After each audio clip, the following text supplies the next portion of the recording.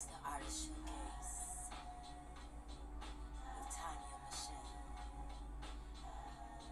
Ooh, ooh, ooh, yeah, la, la, yeah, la, la, yeah.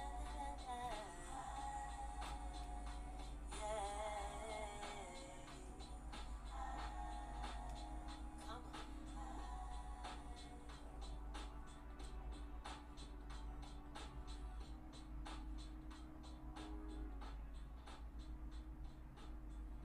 Welcome, welcome, welcome to the Artist Showcase.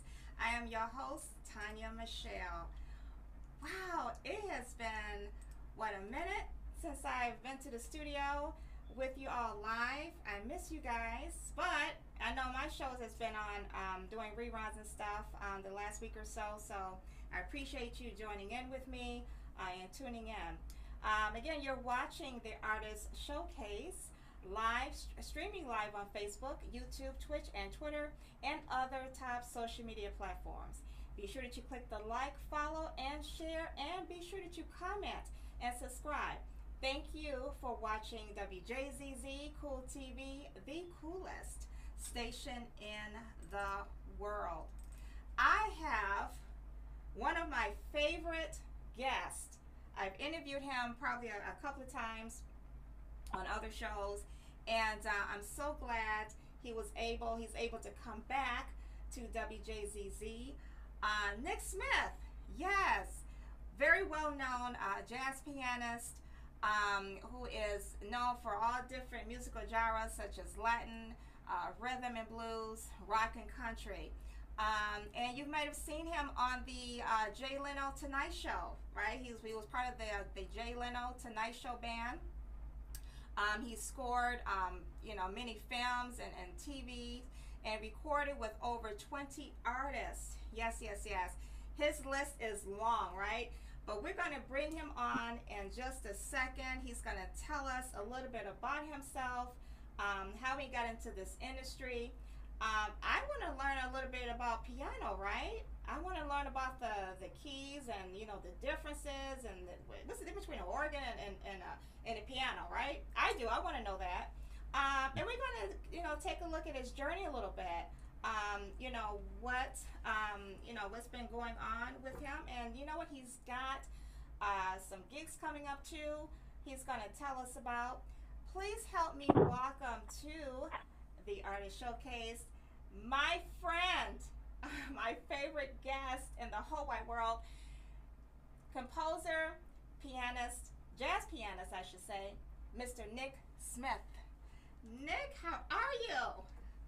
I'm doing great. Thank you so much for having me back. It's a pleasure and an honor. Yes, yes, yes. My goodness, tell us, who is Nick Smith? Well, Nick Smith is just another person and another piano player who enjoys life, and I love sharing music with the world, and I enjoy composing music that everyone can appreciate. Awesome, awesome, awesome, awesome. Who can you tell us a little bit about who is one of your greatest influence out there? Today, or just in general? I would say in music in general, or artist. Okay, well, if I may say, my parents discovered that I could play the piano when I was 2 years old. And my father, he played an extreme important role of being an influence because my first jazz concert that I was blessed to go see was the late great Duke Ellington. Oh, And wow. I met Duke when I was, how old was I? I probably was about 4 or 5 years old. And I can remember telling him I can play one of those. I was pointing to the piano, Mm-hmm. and Mr. and pat me on my shoulder and on top of my head and say, "Well, young man, if you can play that, you keep practicing, you'll become great." Mm-hmm. So in my mother's household, there was a lot of different music that I was exposed to at an early age, from jazz to rock, R&B, James Brown, Sly Stone, Jimi Hendrix, Santana. Then my dad would take me around in the corner, and he would be playing music from Miles Davis, John Coltrane, and it was just so much information that was coming at me. So now, as far as today, I can say one of my big influences is Mr. Herbie Hancock. What I love Oh about Herbie yeah. is his versatility to go in any direction of music. And me and Herbie, I had the pleasure of playing with him one time at a NAM show. Mhm. I was upstairs playing these pianos that I would love to get my hands on. This piano entitled the Fazioli, and another great piano is the Ravenscroft. But Herbie heard me playing, and he sat down at the adjoining piano, and we played one of his tunes together. And for him to compliment me the way he did really made me feel great because he told me, "I've seen you, but I didn't know you played like that. You got your own style and your own Mhm. sound. I can hear where you've been listening to me, but Paul, Wynton Kelly, um, um, uh, um, Tommy Flanagan. I mean, he named every piano player that I have been studying. He was correct. Wow. So, that's a blessing. Another person who's a great influence, and unfortunately he's no longer with us, the late great George Duke, Chick Corea, um, and oh my, I mean the list goes on and on. And it depends on one as an individual. What direction do you want to pursue? Because Right. to me, I always tell people there's two kinds of music, Right. good and bad. Right. Mhm. That is so true. That is so true. Define to me the difference between. I've always wanted to know this. What is the difference between? I mean, I can hear the difference between the two, but define the difference between smooth jazz and traditional jazz. Okay, traditional jazz has more substance and creativity. Mhm. And when you think back during the days of Charlie Parker, Train, Miles, Monk, all of them guys have a difference as far as their style go. Mhm. No one sounds like. And to Right. be honest with you, it's like in the words of the late great Miles Davis, jazz was a word that was made up because back then they couldn't understand what black musicians were playing.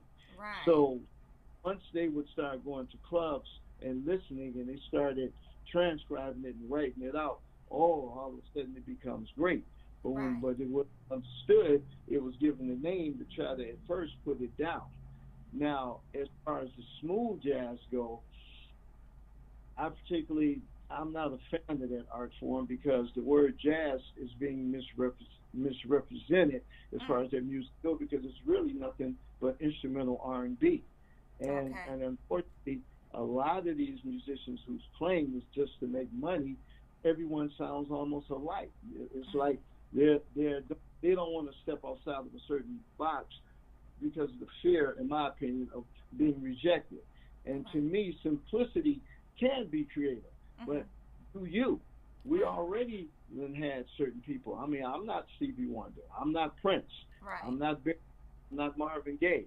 Mhm. And it really infuriates me when I get called to play and people tell me, "Oh, we're doing a jazz gig," and then the first song on the playlist is something like "People Make the World Go Round" or "What's Going On." I'm Right. like, okay, R&B. This is not jazz.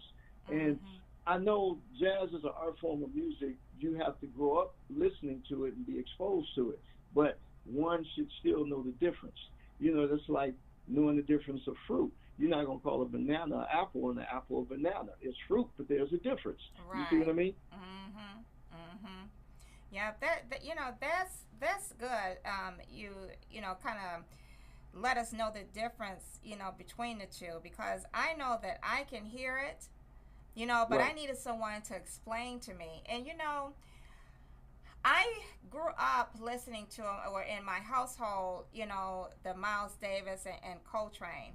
And then right, as I got probably in my 20s, I really started to like jazz. But I think back then, when I say in my 20s, I'm talking around like late 80s or early 90s. I started hearing like the smooth jazz, right, and it sounded a little bit R&B ish to me, in my right. opinion. And so I like that, and I'm talking like the Najee, right? Sure. Those people, and I do like the smooth. I don't know if I can put that. I guess I can put them in smooth jazz, like Well, yeah, Najee. if I may, But I like it. but then there's another one too that's came out probably early 2000s, and now you're hearing a lot of the younger um, artists that are coming out that's tapping into jazz. They're doing a little bit of the jazz and hip hop a little bit. They're Okay. doing a little sampling too. What do you think Yeah. about that?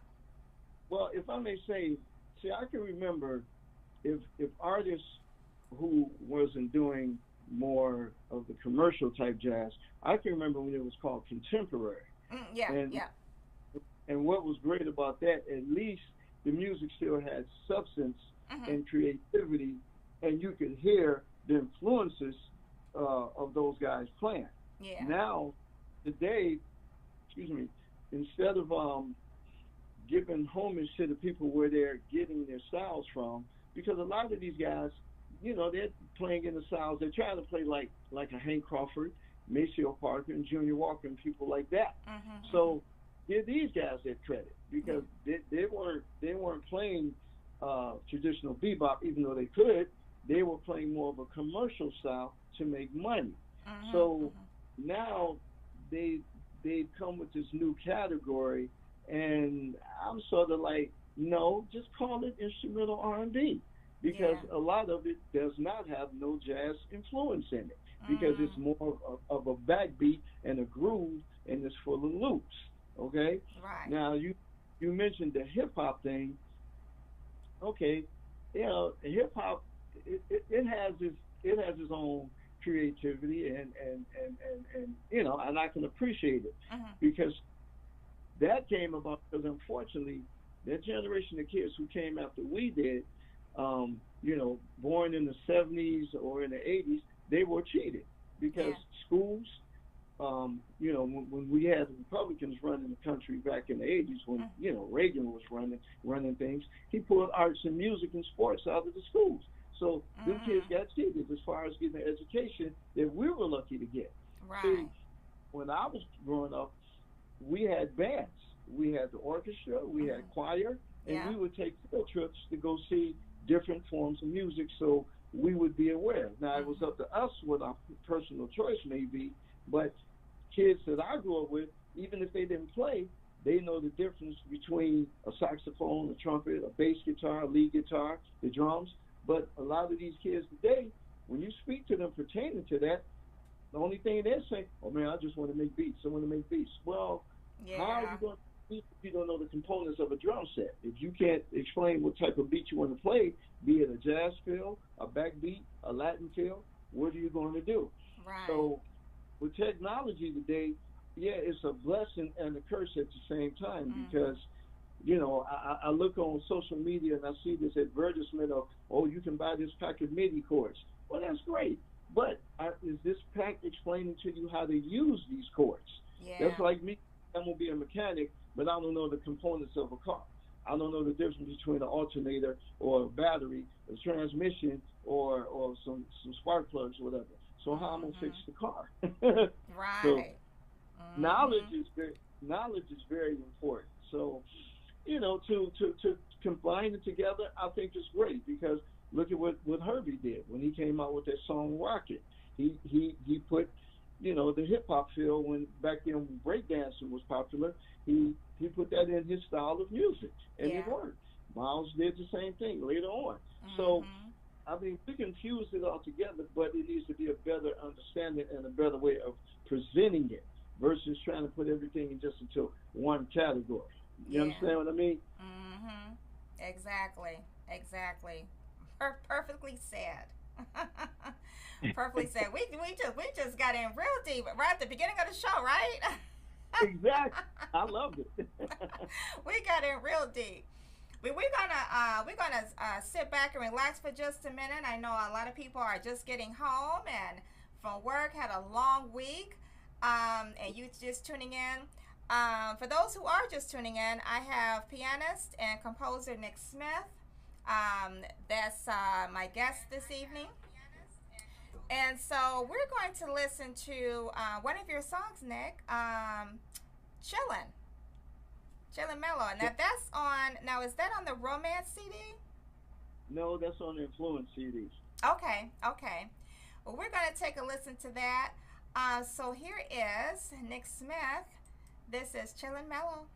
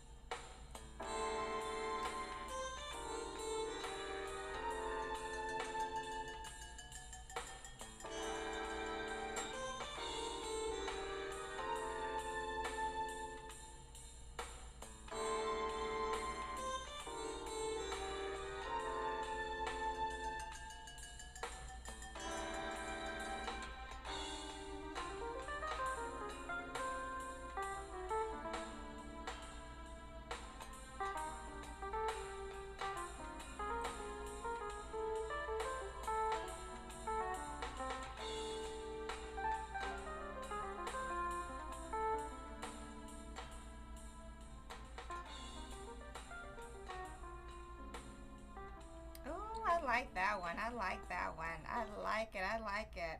Chillin' You know, Mellow. that's Love the it. version that's like that record. I'm sorry, so we got to clarify that with the audience. That song is like that. Oh, okay. Okay. All right. Um, Hmm. what influenced you to do that song? You know, it was funny. I went to sleep, and that night I had this dream about Miles Davis, and Mm. and when I woke up, it's like I could feel his presence and his spirit. Mhm. It, he was like he was sitting in a chair in my room, and he was just looking at me, and Mm. he said to me, "Go ahead." And I just went to the keyboard. I got straight up, put on the robe, went into my little studio, and that song came to my mind. And Wow. it's just something that made me think of him because when he came out, with his record, Finding the Vernacular, Bitches Brew, he Mhm. had so many elements mixed into that. Yeah. That's where the influence came from. The bass clarinet, little string orchestration, and it's kind of dark and Yes. it's mellow, but it's dark at the same Mhm. time. Mhm. For sure. And it's got a combination feel. It's got a little backbeat, but it's got a little bit of swing with it as well. If you listen to the beat, and that's what I mean about having a little knowledge of a little everything, and you can use it in various ways. That's right. That's right. So you guys listen to that. For those who want to get into this, into the jazz business, know your stuff. Do your research. Yes, You do gotta your yeah, work. do your research. That's for sure. That's for sure. When you look through your journey, um, was there? Tell me a little bit about you. Tell me. Well, let's do this. Tell me a little bit about your journey and what it's been like. I guess from when you first started to now. Okay. Well, I started in Cleveland, Ohio. That's where I was born and raised, Okay. and I used to play a lot of club dates in various situations. Um, Actually, I was playing gigs and I was still in grade school because Mm, me and my brother we had a band together. okay. And once I reached my teen years, me and my brother's band disbanded. So I put my own situation together, Mm-hmm. and Cleveland, it had its good moments and everything, but I always wanted more. Mm-hmm. And see, a lot of people thought, okay, somebody gonna come here, they might hear you, they may like you, and they're gonna make you a star. No, it doesn't work that way. You got to go where it's happening. And before Right. the technology day, Cleveland didn't have the outlet like a California and New York. So after I came out of school, I made up in my mind, okay, I'm gonna either come to the West Coast or I'm gonna go further east and go to New York. Mhm. So, and getting the pleasure to play with better musicians, older musicians who talked to me and schooled me about certain things. I suggest to all upcoming musicians today, the musical part is very easy, but it's the business that you really have to educate yourself on because you don't get what you deserve, you get what you negotiate. Ooh, Okay, right. so Mhm. I can say I'm thankful that I played in various genres. My first professional gig was Roy Ayers. Ooh, That one of my I, favorites. I learned quite a bit from him, and Yeah. then from there, I got to work with various people like Gene Carn. When I was still living in Cleveland, a lot of these artists would come into town, and when they wanted to put, who they considered to be the best musicians to do the job, a lot of times I would get that call. Mhm. Then meeting different musicians who played in situations that I really would have liked to have been a part of, um, we would get together and work together, and then you know meeting different musicians who like I met a gentleman by the name of Myungle Jackson. He's a percussionist and he's played with everyone from Miles, Stevie Wonder, Joe Zawinu. When he heard me play, he suggested I should come out to California, and he was one of the few people who really was a man of his word. And that's another thing in this business. Mhm. Everything that glitter is not gold, and because anyone can tell you what you want to hear, Yeah. but are they going to really follow through with what they promise they're going to make happen? And unfortunately, during my adventures as a musician, I've gone through that dilemma of people making promises of you know, contributing or going to do things to further my career, and it wasn't nothing but talk. So Mm. again, another suggestion I will tell any of you who listening to this: somebody tell you something that sounds good, but your best friend get it in writing. You get it in writing. If they don't deliver, you got a lawsuit. Because see, you don't Yeah. want to lose money, make investments. Well, so and so said he gonna do this. Guess what? No one owes you anything because we're everybody's competition, and it shouldn't be that way. That's Because right. it's sad that a lot of these artists who are established have forgotten someone gave them a chance. That's right. No, nobody got to where they got to without someone saying, "Hey, you sound great. I'd like for you to play in my situation," Mhm. and we can go down the list, and that'd be a conversation that can go on to next week. But Right. I'm just Right. giving a little enlightenment. So, Right. so I've done the R&B gigs, and I got criticized for doing it, but Yeah. I'm glad I did it because it disciplined me. It disciplined me to you got to whatever style of music is, you can be you, but you got to stay within the frame. Because Yeah. one of my first big R&B gigs was Levert, the Sons of the OJ's. I Okay. did that tour. Then from there, I went with Freddie Jackson, and then from there, I started playing with different contemporary artists like Najee, and the list goes on. And then when I came out here, same thing. Just my first big gig was Brandy. I toured with her. That's back Okay. when she was 15, and we went on the Tonight Show, Jay Leno, and I knew the band in Jay Leno on Jay Leno's show, and I sat at the piano. I started playing. And the guitar player, he heard me and he said, "Man, you're one of the first cats who've ever played my music." And when they made a change in certain musicians, I got called to do the show, and that was Wow. great. Oh wow. Then after that, I that's when I started working with Stanley Clark. I worked with him for like 10 years, and worked with him as far as scoring some music for for Soul Food and a few movies. Okay. And um, he played on my first CD, and I was blessed to have my brother and my friend, Mr. Dennis Chambers, who's a phenomenal drummer who Mhm. plays with everyone. There's no one he hasn't played with. And so now I worked on two more projects. My second project was Influence, Okay. and my last project is Romance. Okay. Now I'm getting to work on some new music. My next CD, I'm gonna do another contemporary one. I think I'm gonna call that one Groove City. So Okay. just trying to keep it happening. And for this next CD, I had a very good friend of mine. Unfortunately, we lost him back in April. He was a well-known drummer. His name was Isaac Wiley. He used to Oh play with. He was wow. one of the original founding members of the Daz Band. And Oh not okay. only was he a great drummer, he was a great writer. So Mhm. um, he wrote a song entitled "Groove City," and he Mhm. wrote another one called "Don't Throw It Away." Mhm. And what I "Don't Throw It Away," it's a beautiful ballad, and it talks about a relationship where people have their moments, but it's a great thing, and they don't want to let it go. And that's Yeah. what we need because a lot of the music that I'm hearing today, the lyrics is just too explicit, and everything is just too sexual and is negative against women. And what Right. really makes it bad, the women is writing some of these songs, Yeah. and I'm like, Yeah. Yeah. Yep. really? You're right. I'm like, I'm Yep. like, You're really? right. Okay. Mhm. Mhm. Because to me, it's about representation. How you Yeah. present yourself is how people want to perceive you. And if Yeah. you put yourself a certain way, you can't get mad if someone look at you a certain way. Yeah, exactly. And it's it's sad, but that's what they're looking for. In order to to promote them and get them on a label and things like that. It's like either you either you have dress or you don't.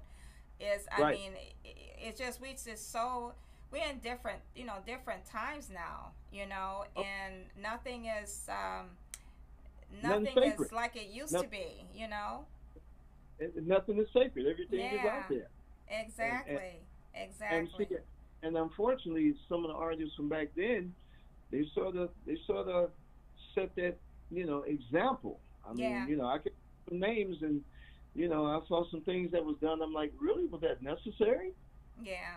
Mhm. You know, And it's because and but that's and it's something that's what they're doing now. It's yeah, crazy. yeah, Romance, romance. yeah. Oh my God. Now I'm going to play this song. This is one of my favorites too. I like all of your songs on the romance CD, but this is definitely one of my favorites. Let's Thank see. you. Let's see. Oh, you know what? Do I have romance? I don't have romance. I didn't bring romance with me. I'm gonna do feeling smooth. That's what I'm gonna do. I'm gonna Okay. do feeling smooth. Which one on the romance record or on It's Like That?